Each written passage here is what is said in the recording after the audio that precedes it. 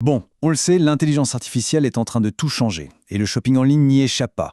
Et là, on ne parle pas juste d'avoir de meilleures recommandations de produits, non, non, on parle d'une transformation complète, vraiment à la racine de la manière dont on achète les choses. Imaginez un peu le truc. Et si au lieu de passer des heures à comparer sur 10 sites différents, on pouvait juste dire à une IA « Trouve-moi le meilleur produit et achète-le ».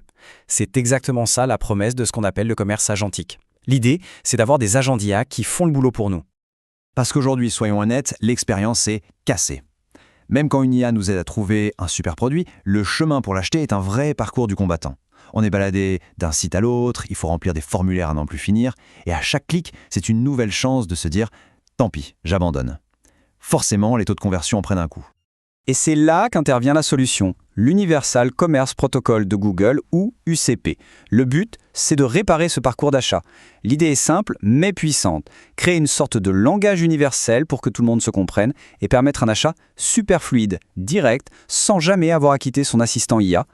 Alors, allons-y. Pour vraiment saisir l'intérêt de la solution, il faut d'abord bien comprendre l'ampleur du problème que l'UCP veut tacler, surtout avec l'arrivée des IA génératives. Et là, la différence est flagrante. C'est le jour et la nuit. D'un côté, on a la méthode à l'ancienne, rechercher, cliquer, trouver le produit sur le site, l'ajouter au panier, payer. 6 étapes, c'est long, c'est lourd. Et de l'autre, la nouvelle méthode avec un agent IA. On demande et hop, c'est acheté. On passe de tout un processus à une seule et unique interaction. L'idée, c'est vraiment de transformer la découverte en achat, en un clin d'œil.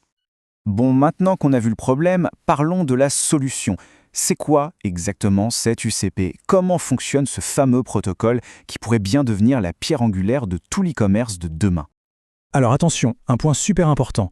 L'UPC, ce n'est pas une nouvelle marketplace sur Amazon. Pas du tout. C'est un standard ouvert, une sorte de dictionnaire commun. Ça permet à n'importe quel agent d'IA de discuter directement avec les systèmes de n'importe quel vendeur qui utilise ce même standard. C'est ça la clé. La meilleure image pour comprendre, c'est de penser à l'USB-C. C'est génial l'USB-C, non? Un seul câble, un seul port pour tout brancher. Eh bien, l'UCP, c'est l'ambition d'être l'USB-C du commerce. Pour un vendeur, ça veut dire quoi? Ça veut dire qu'il fait une seule intégration, une seule fois, et il est instantanément connecté à tous les agents IA qui existent, et même à ceux qui n'existent pas encore. Concrètement, pour les marchands, la valeur ajoutée repose sur 3 gros avantages. Primo, le contrôle. Le vendeur reste le maître à bord. Il garde ses données clients et la relation directe. C'est crucial. Deuxio, la scalabilité. Fini de devoir développer des intégrations spécifiques pour chaque nouvelle plateforme. C'est une économie de temps et d'argent énorme. Et tertio, l'expérience client. Un paiement sans couture, ça veut dire beaucoup moins d'abandon de panier. Ok, ça c'est pour la théorie.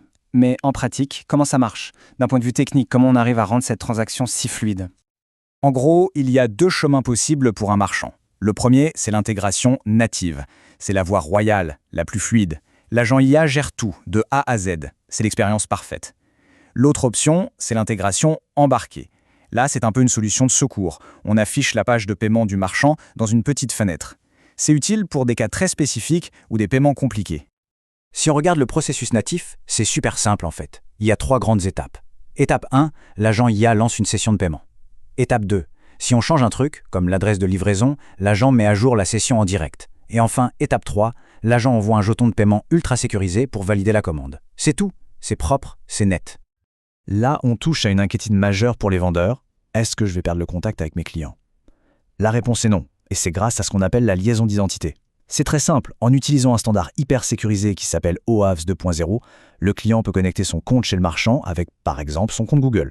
Du coup, l'IA peut appliquer les points de fidélité, utiliser les adresses déjà enregistrées, c'est gagnant-gagnant. Bien sûr, un standard, même le meilleur du monde, ça ne sert à rien s'il n'y a rien autour pour aider à l'adopter. Et ça, Google l'a bien compris. Ils ont donc développé tout un écosystème d'outils pour accompagner les marchands, qu'ils soient petits ou grands. Et dans cette boîte à outils, on trouve de tout. Il y a le Merchant Center, que les équipes marketing connaissent bien, pour gérer les infos des produits.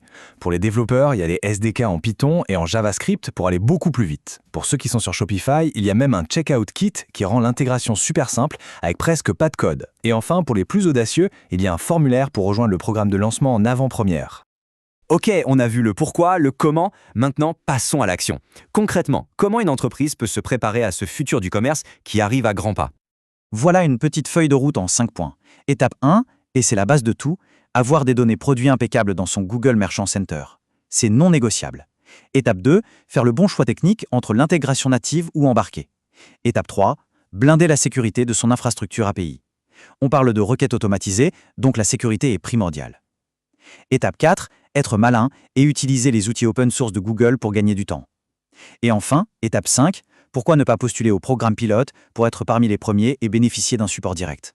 Au final, la vraie question, ce n'est plus de se demander si ce commerce par agent IA va arriver, c'est une certitude.